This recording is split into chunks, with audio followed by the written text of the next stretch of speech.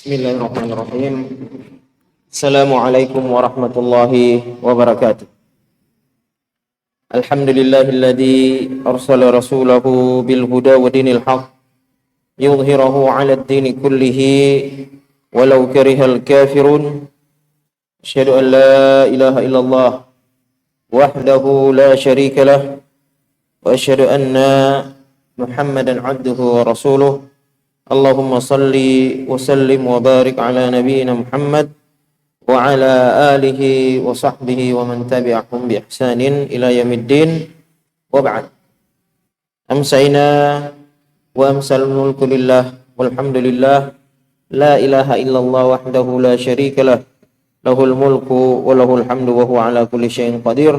Allahumma bika amsayna wa bika asbahna wa bika nahya wa bika namutu wa ilaikan nusyur. Ma'asyiral muslimin, jamaah salat maghrib yang insyaallah dirahmati oleh Allah Subhanahu wa taala.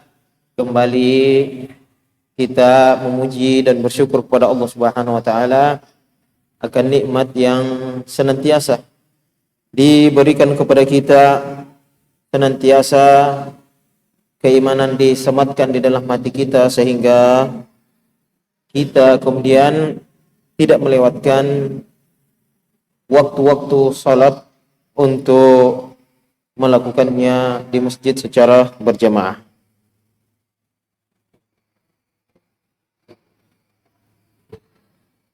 Kita lanjutkan kajian kita dalam Sirah Nabawiyah dalam kitab Al-Lu'lu'ul Maknun fi Siratin Nabil Ma'mun.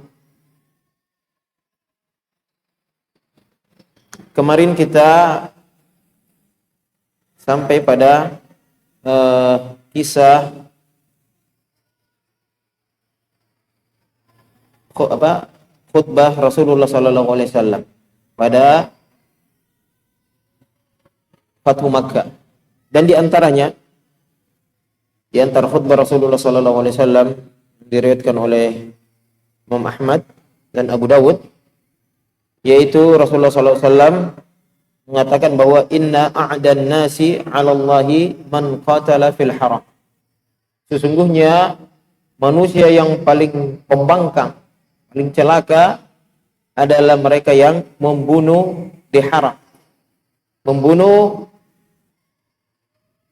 dalam pembunuhan, bukan dalam hukumannya. Kalau orang sudah dihukum, ditetapkan oleh qadi, maka hal tersebut tidak mengapa. Bahkan Imam Al-Barbahari mengatakan bahwa justru tidak boleh ditunda. Walaupun dia ada dalam lingkungan haram, Mekah atau Madinah, maka dia harus tetap dihukum. Tidak boleh ditunda hukumannya. Ditunggu keluar dari situ baru kemudian dihukum.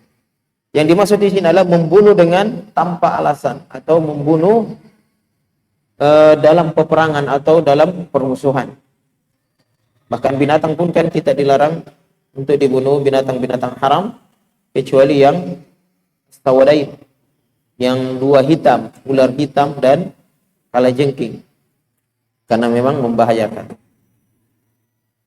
Maka sampai kiamat, sebelumnya Rasulullah SAW mengatakan bahwa pembunuhan itu, peperangan itu hanya dibolehkan pada hari itu saja dan pada sesaat di waktu siang, karena orang-orang Quraisy menghalangi masuknya pasukan kaum muslimin yang masuk dari arah bawah atau dari arah selatan, sehingga terjadilah pertempuran antara kaum muslimin dan kaum kufar, dan beberapa orang terbunuh daripada orang-orang musyrik, dan juga Rasulullah SAW membolehkan Bani Khuza'ah untuk kemudian mengambil darah yang telah ditumpahkan oleh Bani Bakar pada kejadian sebelum Fathu Makkah, dan itu adalah pemicu yang membuat Rasulullah SAW kemudian membawa para sahabat untuk menaklukkan Mekah karena mereka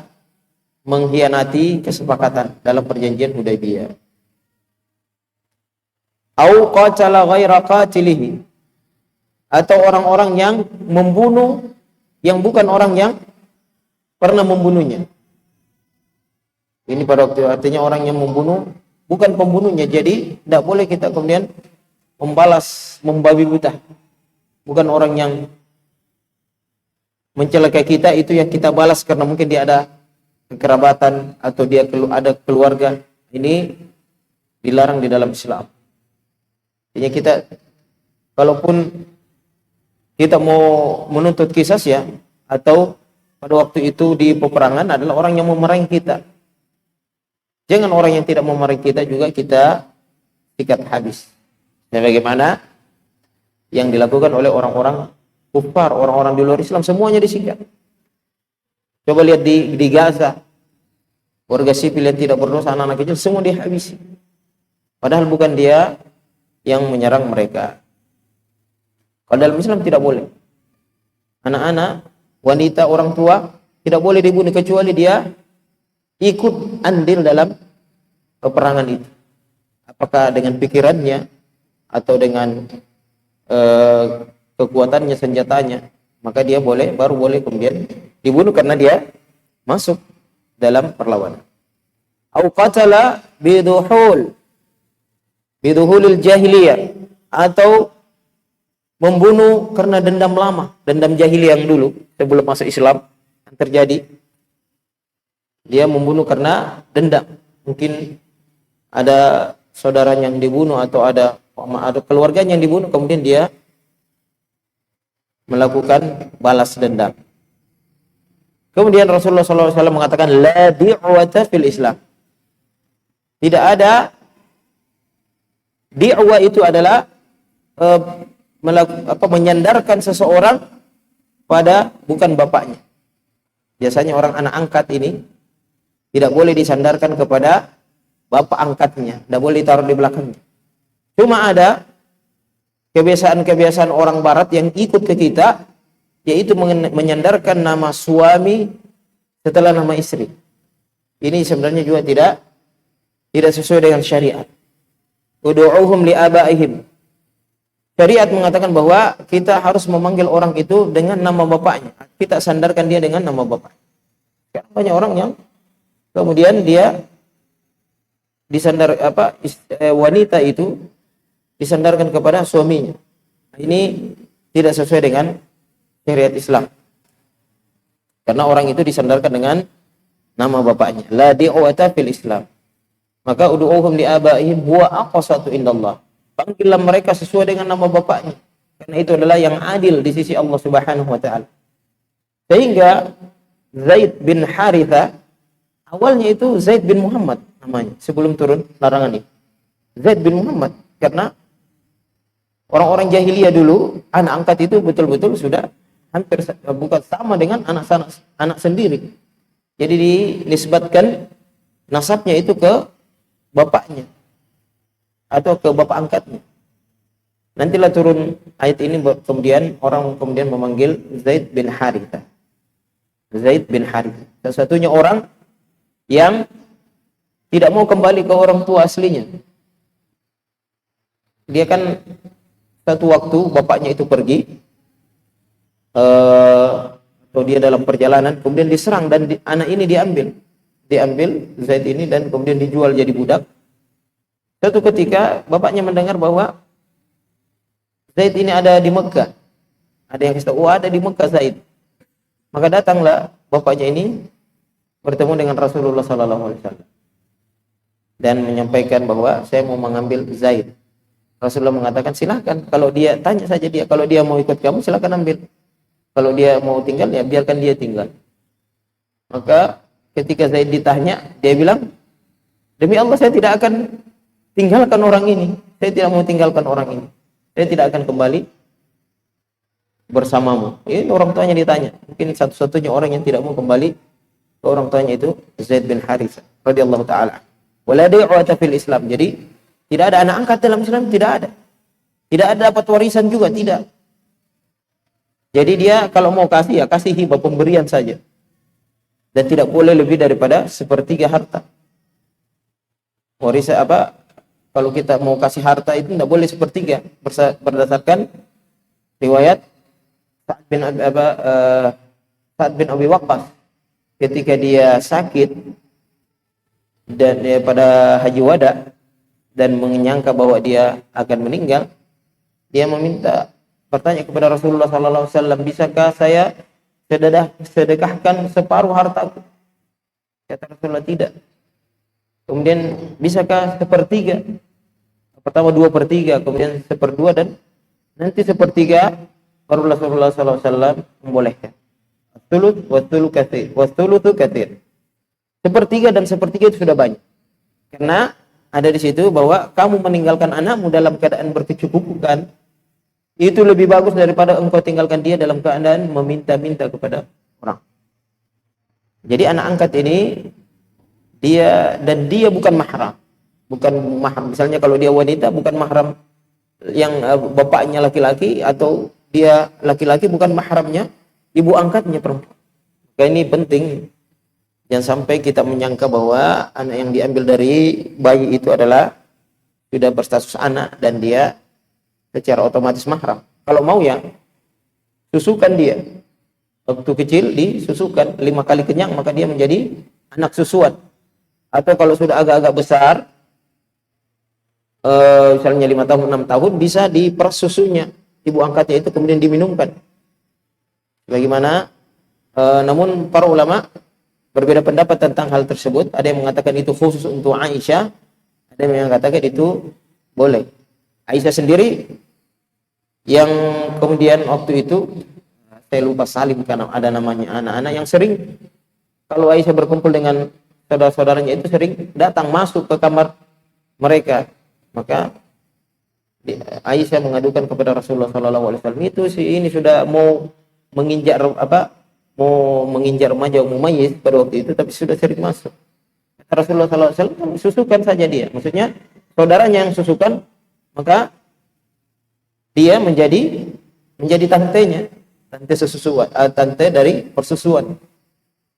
Maka itu diantar jalan keluar kalau memang dia mau dijadikan sebagai betul-betul mahram atau sebagai anak. Tapi tetap tidak bisa, walaupun persusuan tidak bisa dinisbatkan kepada suaminya, tidak bisa. Dan dia tidak mendapatkan dua. Dia tidak bisa dinisbatkan kepada suaminya, ibu yang menyusuinya. Yang kedua, dia tetap tidak mendapatkan warisan. Dia tidak mendapatkan warisan. Kemudian, dhahaba amrul jahiliyah.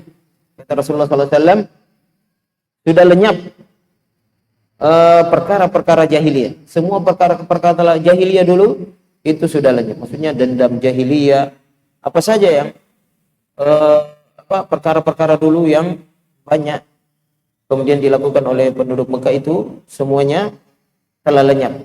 Ya, ada beberapa yang diakui seperti diat, membayar diat 100 onta, itu diakui dan dijalankan dalam syariat Islam. Yang bagus-bagus itu diambil di dalam syariat Islam. Wal waladu lil firash. Nah, ini mungkin kita agak lama karena ini terlalu banyak fikih di sini. Wal waladu lil firash. Anak itu dinisbatkan kepada bapak halalnya. Atau kalau dulu kan ada budak. Budak wanita itu halal bagi laki-laki, tidak sebaliknya. Artinya tidak sebaliknya, maksudnya budak laki-laki itu halal, tidak halal bagi wanita. Tapi budak wanita itu halal untuk digauli tanpa akad nikah dengan tuannya. Al-waladu lil firash. Jadi istilahnya anak itu dinisbatkan kepada bapak. Firash ini sebenarnya ranjangnya. Maksudnya yang dihalalkan baginya untuk melakukan hubungan di ranjang itu. Walil akhir athlab, dan yang menzinahi dia itu athlab. Wa mal athlab, mereka berkata, kamu athlab al-hajru. Apa itu athlab? Dirajam. Berzina dirajam kalau dia sudah menikah. Berzina maka dia dirajam. Di sini pernah kejadian di zaman jahiliyah, bapaknya seorang ummahatul mukminin Saudah binti Zam'ah itu mempunyai budak namanya Walidah. Dan dulu budak di zaman jahiliyah sebelum Islam itu terlalu gampang dia berzina. Artinya ya karena mungkin mereka tidak dianggap budak itu sebagai sesuatu yang tidak terlalu dihormati. Jadi dia terlalu gampang berzina. Kalau dalam Islam itu tidak boleh. Tidak boleh dia berzina. Artinya dia cuma dengan tuannya saja. Dan boleh kemudian seseorang dalam keadaan terpaksa, makanya dalam ayat surah An-Nisa itu, kalau orang tidak mempunyai uang atau tidak mempunyai harta untuk menikahi wanita merdeka, boleh dia menikahi wanita budak, tapi harus izin sama tuannya. Maka karena sering biasa, dan saudaranya Sa'ad bin Abi Waqqas itu pernah menzinahi budaknya Walidah itu. Budaknya Walidah. Si Walidah ini yang budaknya Zam'ah. Dan dia hamil dan kemudian melahirkan anak. Maka sebelum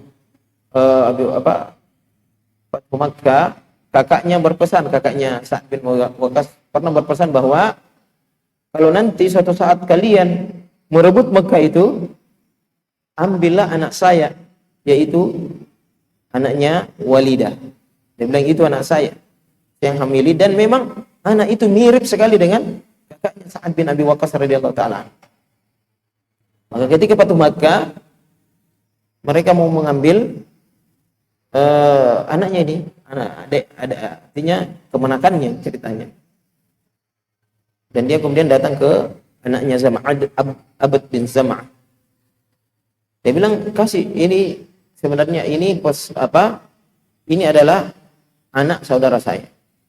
Berikan kepada saya dengan dua bukti bahwa kakak saya berpesan bahwa dia dulu pernah menggauli ini dan setelah menggauli itu hamil.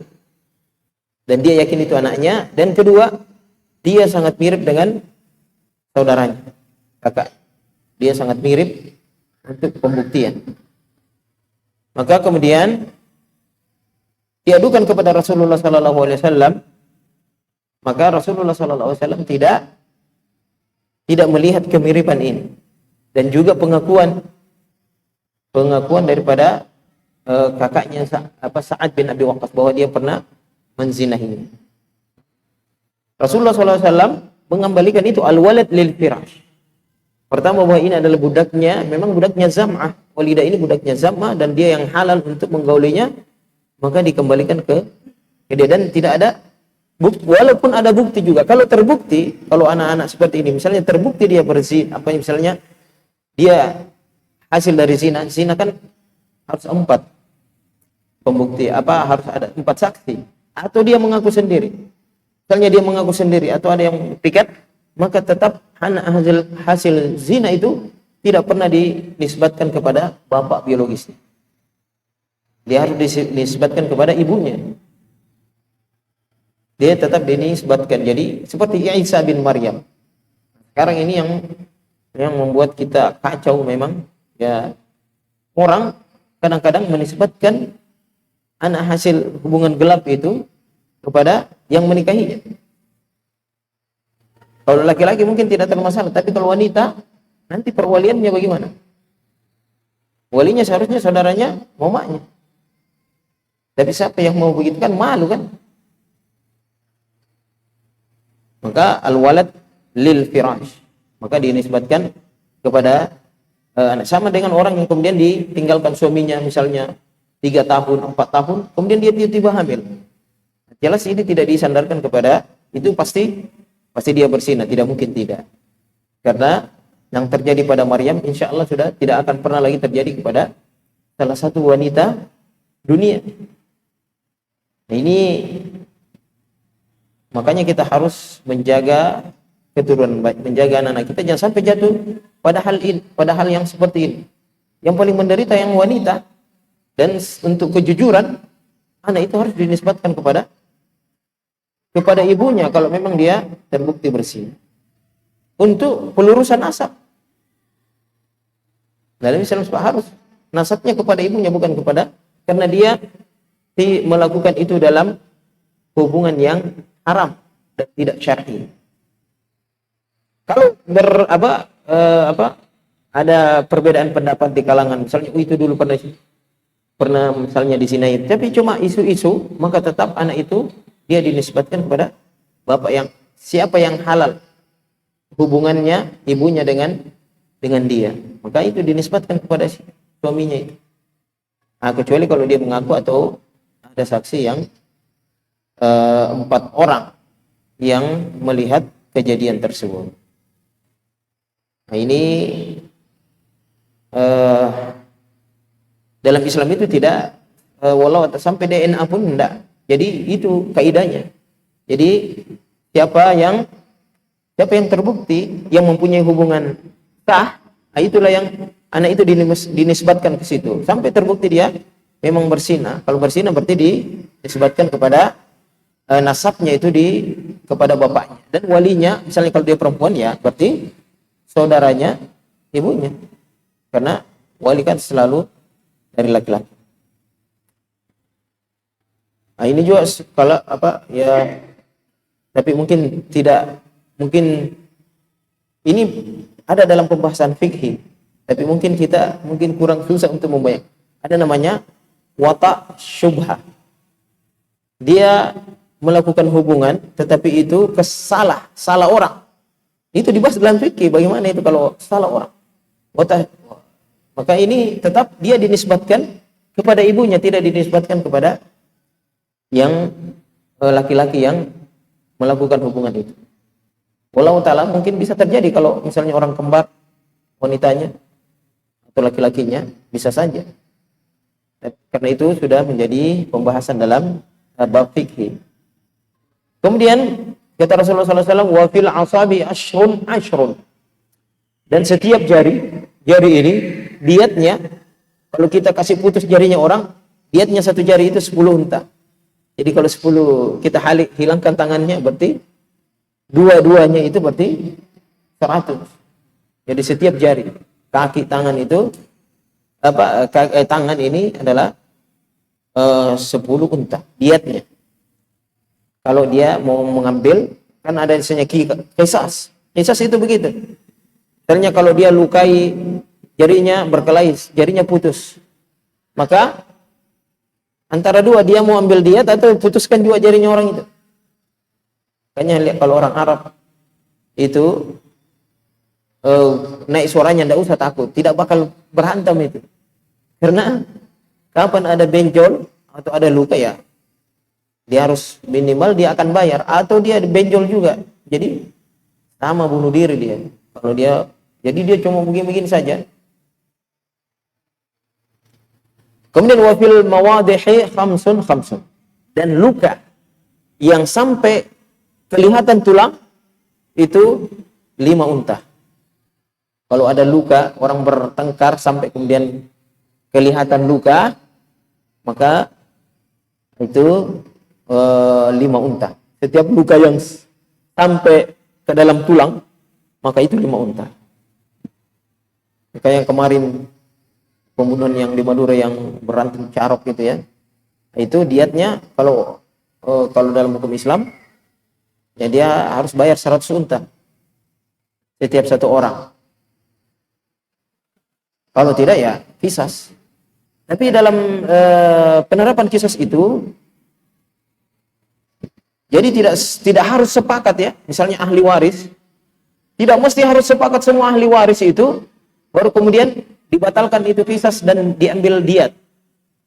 Jadi satu saja di antara ahli waris mengatakan saya mau ambil diat, saya mau ambil bayaran, maka langsung kisah itu dibatalkan dan diat dibagikan. Jadi algojo itu sebelumnya memang ada negosiasi berkeras, tapi sebelum dieksekusi ini biasa di jeda kadang-kadang, tapi namanya kan tidak terlalu sering kalau ada ani.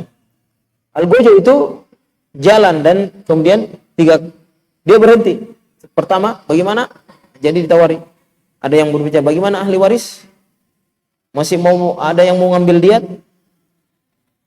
Tidak ada. Kemudian melangkah lagi yang kedua. Bagaimana masih ada yang mau ambil diat di antara ahli waris? Ahli waris itu kan semua yang masuk dalam pembagian warisan. Itu ada semua. Maka kalau ada satu orang saja yang mengatakan, iya saya mau ambil waris, saya mau ambil diat, maka batal langsung. Jadi tidak semuanya, tidak semua harus sepakat, tidak. Satu saja yang kemudian mau mengambil diat, maka selesai, langsung batal, langsung dihentikan pelaksanaan kisah tersebut. Wala salata ba'dal asri hatta taghrub asy-syams. Dan tidak ada salat asar, tidak ada salat setelah asar sampai terbenam matahari. Ini sudah pernah kita bahas bahwa tidak ada salat sunnah lagi setelah salat asar sampai terbenam matahari. Kecuali, makanya di sini ada perbedaan pendapat di kalangan ulama tentang salat-salat yang mempunyai sebab. Tentunya di sini kita tidak bisa salat mutlak, tidak bisa salat-salat yang mungkin salat hajat, salat istikharah tidak bisa dalam. Tapi yang ada sebabnya, sebagian ulama membolehkan, seperti salat tahiyatul masjid, karena kita masuk masjid jadi harus kita salat. Dan itu di antara salat yang muakkad, sunnah tapi dia muakkad, karena Rasulullah SAW pernah menegur seseorang yang masuk dalam masjid, dia sementara berkhutbah, orang tersebut langsung duduk, disuruh dulu salat 2 rakaat. Maka kata para ulama, sebagian ulama, kalau salat-salat seperti ini yang mempunyai sebab boleh, tapi menguburkan salat jenazah tidak boleh menjelang terbenam matahari. Tapi kecuali salat wajib ya, salat wajib kalau kita ketinggalan mau terbit, mau terbenam, mau pas di atas, langsung dikerjakan pada saat itu. Tidak mengenal waktu. Kalau misalnya kita lupa atau kita tertidur. Jadi tidak pakai larangan, tidak ada larangan waktunya. Harus dikerjakan pada saat kita mengingatnya atau pada saat kita terbangun. Kemudian wala tunkahul imra'atu ala ammatiha wala ala khalatiha. Dan tidak boleh kita menikahi wanita dan memadukannya dengan tantenya dari pihak bapak atau dari pihak ibu. Tidak boleh menggabungkan. Sama dengan tidak boleh misalnya orang poligami, tidak boleh menikah poligami itu orang bersaudara dan ini juga tantenya yang mahramnya itu tidak boleh digabung dalam poligami. Misalnya orang mau bersih 2, tantenya istrinya tidak boleh, baik dari pihak ibu ataupun pihak bapak. Wala yajuzu li imra'atin 'atiyatan illa bi idzni zawjiha. Dan tidak boleh wanita memberikan sesuatu pemberian, hadiah, sedekah kecuali dengan izin suaminya. Nah, ini adab bagi para wanita yang bersuami, kalau mau memberikan apa-apa, mau ke orang tuanya, mau ke siapa saja, dia harus izin suaminya. Dia harus izin suaminya. Dan kemudian Rasulullah SAW melanjutkan, kullu hilfin kana fil jahiliyah lam yazidhul Islam illa syiddah. Setiap perjanjian, perdamaian yang pernah terjadi di masa lalu, maka Islam tidak menambahkannya kecuali menambah kuat perjanjian tersebut. Wala hilfa fil Islam, dan tidak usah ada perdamaian di dalam Islam, karena ketika semua orang Islam semua itu sudah ikrar akan persaudaraan. Jadi orang Islam walaupun berbeda suku tidak perlu lagi harus pokoknya kita sama-sama untuk kemudian menghalau musuh. Kalau orang sudah masuk Islam itu sudah adalah ikrar persaudaraan. Jadi semua harus ikut membantu saudaranya dalam kesusahan.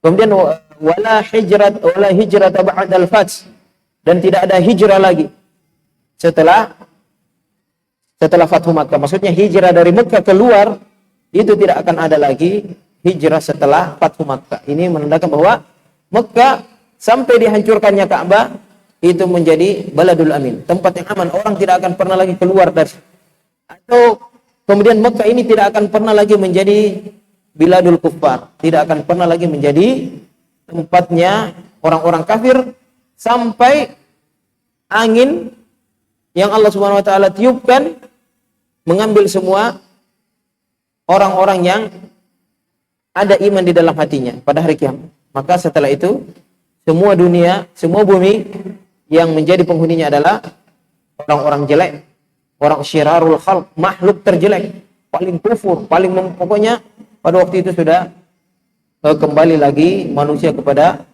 kebinatangan. Tetapi itu tidak lama setelah sebelum terjadi kiamat yang besar. Kemudian yadul muslimina wahidun ala man siwahum. Tangan kaum muslimin itu satu dalam menghadapi musuhnya.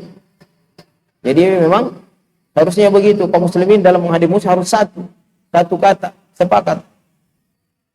Tatakafa'u dima'ahum, mereka saling menjaga darah mereka. Wala yaqtulu mu'minun bikafir, dan tidak boleh seorang mukmin itu dibunuh karena dia membunuh orang kafir. Jadi kisas walaupun itu ada di dalam syariat, tapi kalau dia membunuh orang Islam, membunuh orang kafir dalam syariat Islam itu dia harus membayar diat saja. Dia harus membayar diat saja. Wadiyatul kafiri kanisfi diatil muslim. Dan diatnya orang kafir itu separuh dari diatnya orang muslim. Jadi 50 unta saja yang dibayarkan. Ya, Rasulullah SAW berapa kali dalam sebelum ini kan baru-baru itu Bani Khuza'ah bunuh orang yang dia ada dendam, orang ini bunuh dulu kerabatnya di masa jahiliyah. Orang ini sebenarnya mau masuk Islam, sudah mau mencari Rasulullah SAW, kemudian dia bunuh. Rasulullah marah, tapi Rasulullah SAW kemudian membayar diatnya, dan itu diatnya orang kafir itu separuh daripada diat orang Islam. Ala syighara fil Islam, tidak ada nikah syighar di dalam Islam. Nikah syighar ini mungkin tidak ada tapi di Arab jahiliyah dulu ada. Misalnya saya nikahkan kamu dengan adik saya, kamu nikahkan saya dengan tante kamu, begitu. Kayak tukar guling. Nah, itu tidak ada di dalam tidak ada nikah seperti itu tidak ada di dalam Islam. Kemudian wala janaba wala jalaba, dan tidak ada juga janab ini penarikan zakat dengan jalab. Ini maksudnya orang amil itu tidak boleh kemudian ini dalam kaitan zakat peternakan. Tidak boleh orang yang kan jauh kan dulu. Orang peternakan itu kan di luar kampung semua rata-rata. Tidak boleh orang menarik zakat suruh bawa semua di sini gembalanya, bawa ke tempat baru kemudian dihitung. Ini menyusahkan, kasihan orang yang pengembala, harus dia bawa. Makanya pengambil zakat ini yang mendatangi mereka masing-masing di tempatnya, apakah di tempat di kandangnya atau di tempat minumnya, dihitung. Oh ini berapa, dan kemudian barulah dia mengambil zakatnya. Wa tu'khadhu sadaqatuhum fi diyarihim, dan ini makanya dan mereka mengambil sedekah itu, zakat itu di rumahnya. Kecuali mungkin yang mudah seperti sekarang zakat harta, uang kan gampang. Sama juga Zakat-zakat yang lain yang harus seperti zakat-zakat tumbuh-tumbuhan, nah itu amil yang harus pergi ambil. Jangan kasihan orang dia yang punya itu sudah jauh, makanya memang situ kerjanya amil. Jadi dia harus pergi ambil zakat itu. Kecuali kalau dia sudah menyerahkan dengan nilainya, karena boleh menyerahkan dengan nilai. Artinya bukan dalam bentuk misalnya sekarang merica, coklat. Boleh, sebagian ulama membolehkan karena merepotkan kalau dengan begitu. Artinya orang apalagi kalau bisa mendahulukan sampai diamankan pengambilan zakat. Kalau yang begitu harus dipikul-pikulkan jadi susah. Maka mereka biasa mengambil nilainya saja. Kemudian yujiru 'alal muslimin adnahum. Dan semua kaum muslimin itu bisa menjamin walaupun orang yang paling di bawah status sosialnya. Jadi walaupun anak-anak, dia bisa menjamin seseorang, dan itu harus ditaati sampai kepada rajanya, kepada khalifah. Jadi kalau ada satu yang menjamin, saya sudah menjamin ini, tidak ada yang kemudian bisa mengganggu orang tersebut, kan dia ada jaminan dalam jaminannya. Wa yuraddu 'alal muslimina aqsahum. Dan kemudian semuanya mereka kaum muslimin itu sama rata, haknya sama dalam pembagian ghanimah.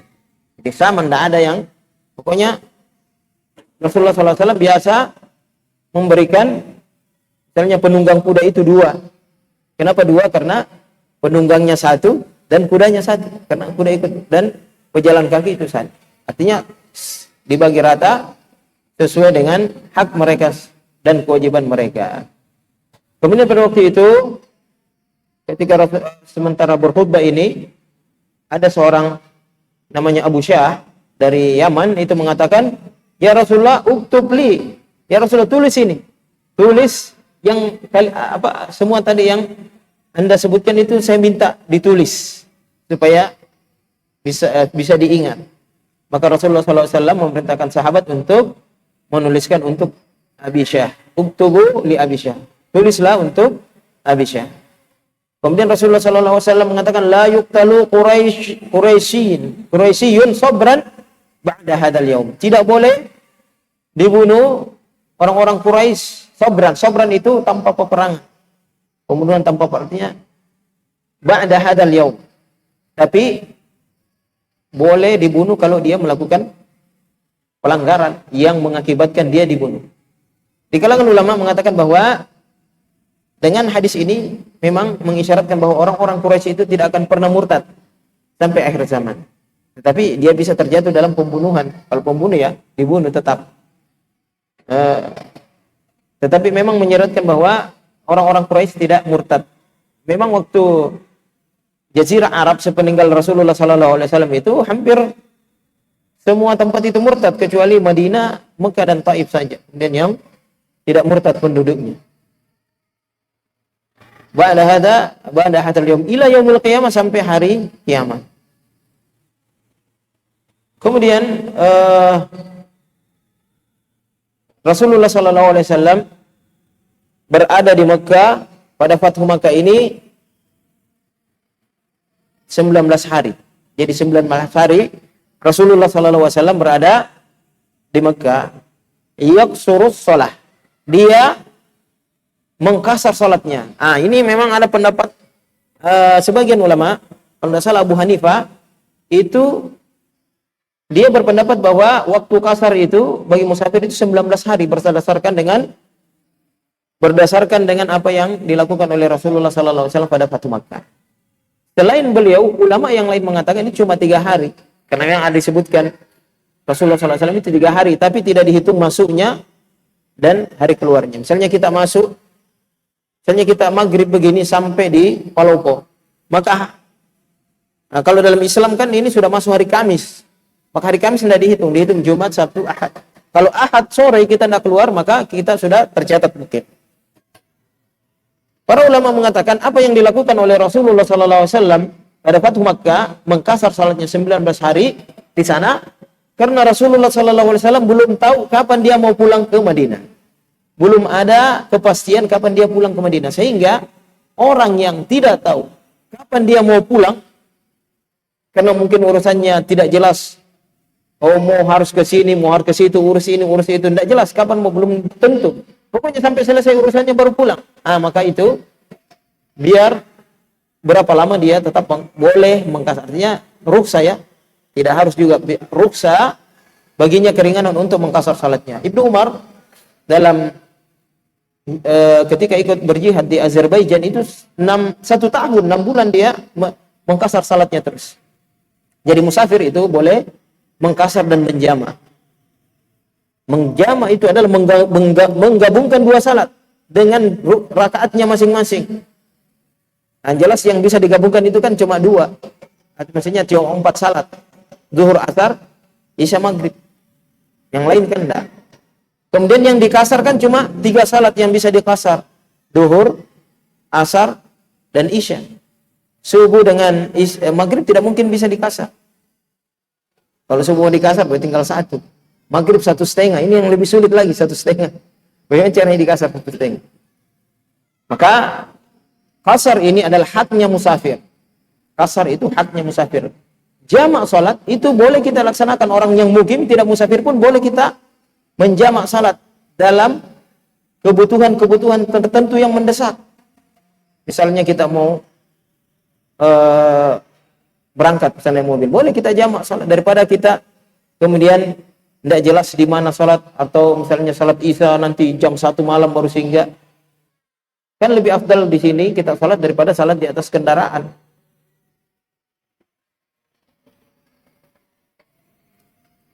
Dalam keperluan-keperluan, misalnya ada sesuatu yang harus dilaksanakan, maraton, misalnya rapat, bisa. Apakah kita jamak takdim atau jamak takhir? Jamak takdim itu kita jamak duluan di waktu duhur, atau nanti kita jamak di waktu asar, namanya takhir, mengakhirkan. Itu boleh.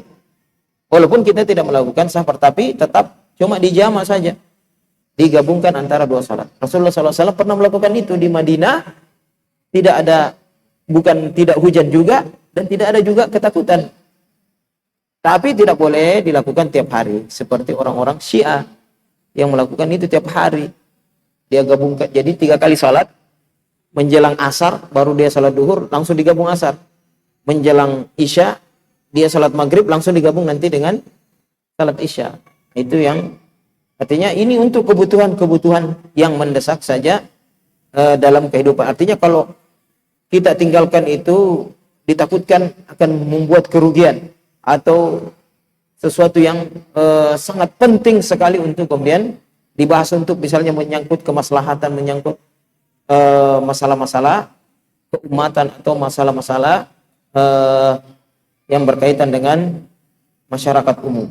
Itu boleh saja mereka menjamak hal tersebut, menjamak salat dalam dalam kebutuhan-kebutuhan yang mendesak. Makanya hujan saja, kalau hujan itu dibolehkan kita menjamak salat. Yang penting ada 1 jamaah tetap yang kalau pulang basah, nah itu ukuran hujannya. Kira-kira kalau dia pulang basah kuyup, maka boleh dijamak. Karena dulu Rasulullah SAW dia kan rumahnya di masjid, dan sahabat ada ahlus suffah di situ. Tapi tetap saja ketika hujan dia menjamak dia menjamak salat ketika hujan. Misalnya hujan di waktu, tapi memang hujannya di sana mereka biasa 1 kali hujan panjang, lama. Karena jarang hujan. Tapi tetap itu. Sebagian ulama mensyaratkan jalanan ke rumahnya itu becek atau banjir. Tapi yang paling enak ukurannya itu yang disebutkan Syekh Abdul Aziz At-Turaifi, kalau ada 1 yang pulang, 1 jamaah yang paling jauh ya, pokoknya 1 yang paling jauh, jelas yang paling jauh ukuran. Kalau dia pulang, dia basah kuyup. Nah, maka disitulah boleh kita berarti kalau hujan tipis-tipis ringan itu juga belum masuk dalam rukhsah tersebut. Nanti agak deras baru kemudian hal tersebut masuk dan boleh kita melakukan hal tersebut. Cuma memang kalau seperti sekarang, apalagi kita masjid yang di dekat jalan, mungkin perlu sosialisasi pemahaman kepada masyarakat untuk melakukan itu. Nanti orang akan, kenapa tiba-tiba langsung kosong masjid salat asar atau langsung kosong masjid salat isya? Ini siapa di sini? Aliran apa lagi? Tidak ada. Jadi melakukan hal-hal yang seperti ini harus kita tidak, oh ini sunnah, oh ada hadisnya. Memang langsung enggak, harus kita pikirkan juga jangan sampai dia mendatangkan fitnah. Sama azan itu kan ada 3 macam. Tapi tidak boleh kita serta-merta melihat, oh ini ternyata azannya Ibnu Mas'ud, azannya Ahlul Kufah yang kita pakai. Padahal ada azan Mekah, ada azan Madinah. Coba pakai sekali-sekali. Anda bisa, nanti orang akan kaget, ya aliran apa lagi? Artinya mereka belum paham tentang hal tersebut, maka memang butuh pengajaran sedikit demi sedikit. Nanti kalau paham baru kemudian tidak apa-apa diganti-ganti model azan itu. Diganti kalau masyarakat sudah tahu dan sudah paham bahwa ternyata azan itu ada 3 macamnya. Sama lafaz-lafaznya, cuma ada yang diulang sampai 4 kali, walaupun 2 kali tidak terlalu keras. Nah itu semua masalah-masalah yang kemudian perlu kita hidupkan lagi, karena dia adalah sunnah ya. Ada sunnah yang terlupakan. Kasihan sunnah apa? Artinya dia banyak macamnya, tapi cuma satu yang sampai kepada kita. Kita cukupkan sampai di sini. Mungkin kalau ada yang mau bertanya, silakan. Satu pertanyaan atau 2 pertanyaan.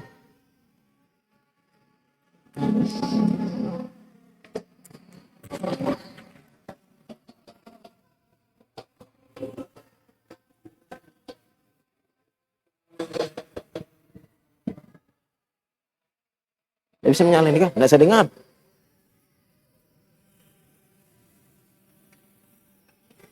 Atau di sini mungkin saja.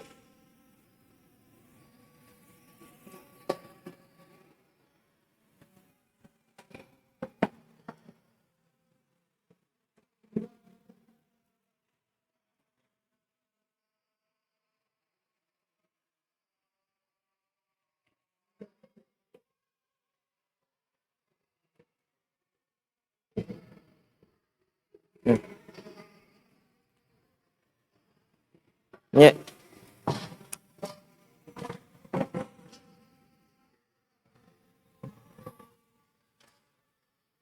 Ya.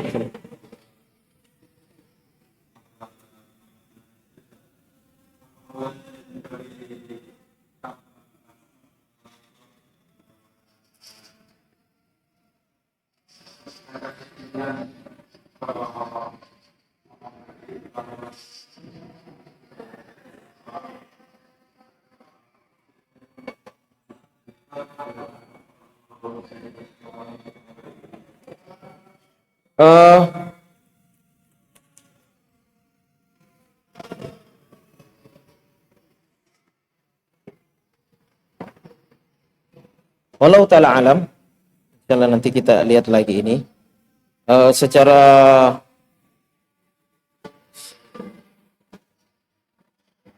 umum memang harta istri itu memang hartanya dia. Artinya kita tidak ada hak di situ. Laki-laki tidak punya hak pada harta. Artinya yang istri dapatkan sendiri. Misalnya ada warisannya atau dia mungkin punya usaha sendiri, itu suami tidak punya hak di situ. Sebaliknya dalam harta suami itu ada haknya istri karena memang hak nafkah dan itu harus cukup. Wallahu ta'ala alam, mungkin yang dimaksud di sini adalah memberi mungkin dari nafkah suami atau dari hartanya suami. Karena memang di zaman dahulu kebanyakan para wanita itu sedikit saja yang mempunyai pendapatan sendiri.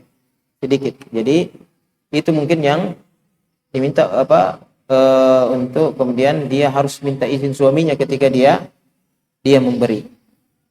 Karena memang ada sedekah-sedekah yang memang kita dianjurkan untuk tidak ada yang tahu selain kita dengan Allah Subhanahu wa taala. Wa rajulun anfaqa bi yaminihi la ya'rifu siman. Dan seseorang yang menginfakkan harta tangan kanannya, tangan kirinya tidak tahu. Maksudnya tidak mungkin tidak tahu kan. Maksudnya orang yang paling dekatnya tidak tahu hal tersebut. Ini tetapi itu kalau dia Allah Ta'ala nanti insya Allah kita lihat lagi bahwa kalau dia punya sendiri itu terserah dia. Artinya dia mau kasih siapa saja atau dia mau infakkan, dia mau memberikan atau mungkin dia kalau mungkin berkaitan dengan mungkin kerabatnya itu tidak apa-apa, tapi kalau sudah berkaitan dengan bukan kerabatnya atau mahram di luar laki-laki, itu mungkin harus dia beritahu suaminya karena menghindari fitnah. Mungkin kalau perempuan mungkin bisa, tapi kalau berkaitan dengan laki-laki yang bukan keluarganya, bukan kerabatnya, maka itu tetap harusnya untuk etikanya dia harus minta izin karena jangan sampai ada fitnah di situ, ada kecurigaan. Ya namanya setan gampang kemudian memberikan persangkaan-persangkaan yang buruk. Itu saja sih. Ya wallahu taala. Tapi nanti saya akan lihat bagaimana pendapat ulama yang betul-betul detail masalah tersebut. Apakah secara mutlak atau tidak larangan tersebut. Masih ada? Ya.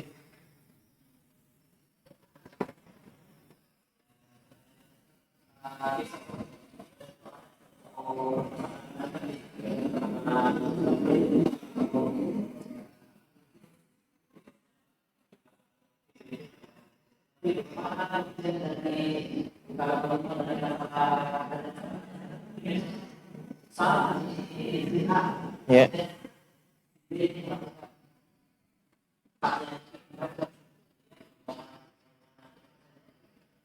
Ini tetap dia membayar.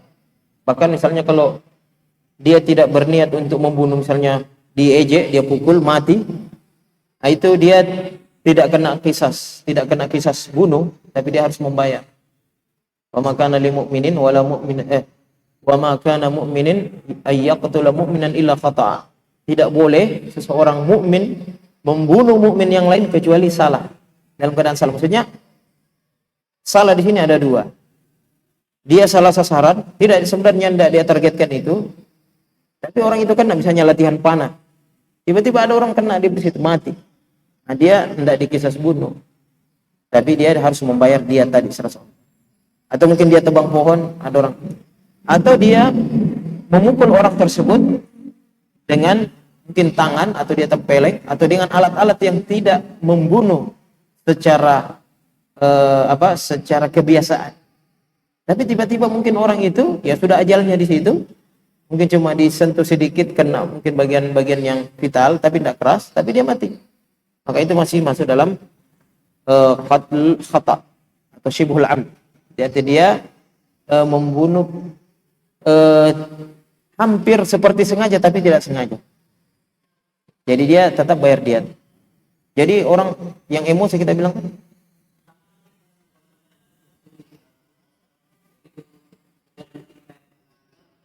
oh tidak, kalau pencuri tidak.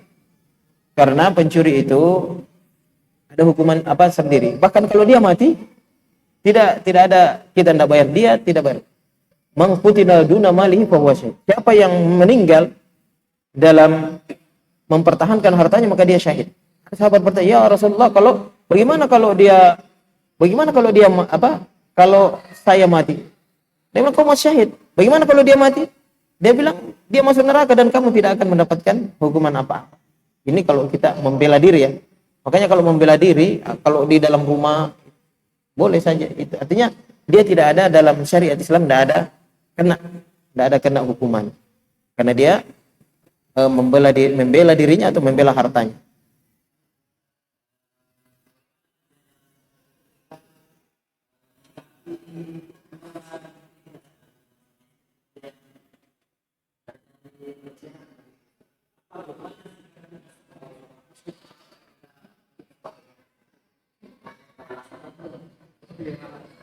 Harus lindungi dia. Harus kita memperhatikan harus ada giranya, kita harus cemburunya. Masa dikasih begitu, apalagi kalau dia seorang muslimah yang memakai penutup apa, penutup yang sangat syar'i ya, terus dilecehkan begitu harus. Itu bukan cuma pembelaan terhadap istri, tapi pembelaan terhadap agama, ajaran salah satu daripada ajaran agama kita. Insya Allah itu masuk dalam pembelaan harga diri. Masuk dalam pembelaan harga diri. Kalau dia melawan ya selesai. Maksudnya kadarnya ada kadarnya. Tapi ya namanya kita hidup di Indonesia ini kan bukan hukum syariat Islam, tapi hukum positif buatan manusia. Jadi ya kadang-kadang aneh-aneh saja ya, orang yang dibegal berhasil bunuh begalnya, dia yang dipenjara. Ini memang lucu-lucu itu nih. Kalau hukum manusia memang begitu, lucu-lucu. Karena banyak salah-salahnya. Orang bisa selap-selip di dalam hukum pasal-pasal karet. Maka memang hukum Allah adalah hukum yang membuat jerah. Coba kalau pencuri hukum potong tangan. Mungkin 1 tahun 1 kali atau 2 kali buat terjadi orang korupsi, orang mencuri. Karena hukuman itu selain membuat jerah, orang akan wah. Kalau dia wah ini orang pasti sudah tahu kan. Makanya Allah Subhanahu wa taala mengatakan walakum fil qisasi hayah. Dalam hukuman qisas itu ada kehidupan. Maksudnya pasti aman.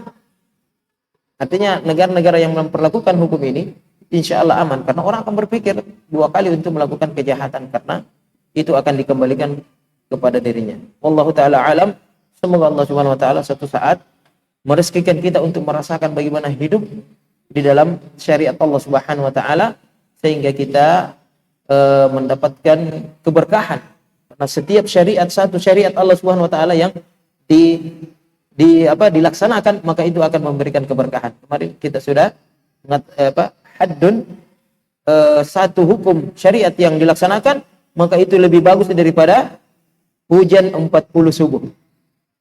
Artinya keberkahan hujan kan menghidupkan tumbuh-tumbuhan, tapi satu syariat saja yang dilaksanakan, maka itu lebih bagus, lebih menyuburkan, lebih memberikan berkah dari bumi ini ketimbang hujan 40 subuh atau 40 hari maksudnya. Subhanakallahumma bihamdik nasyhadu an la ilaha illa anta nastaghfiruka wa atubu ilaik. Wa sallallahu ala nabiyyina Muhammadin wa ala alihi wa sahbihi wa man wala. Wassalamu alaikum warahmatullahi wabarakatuh.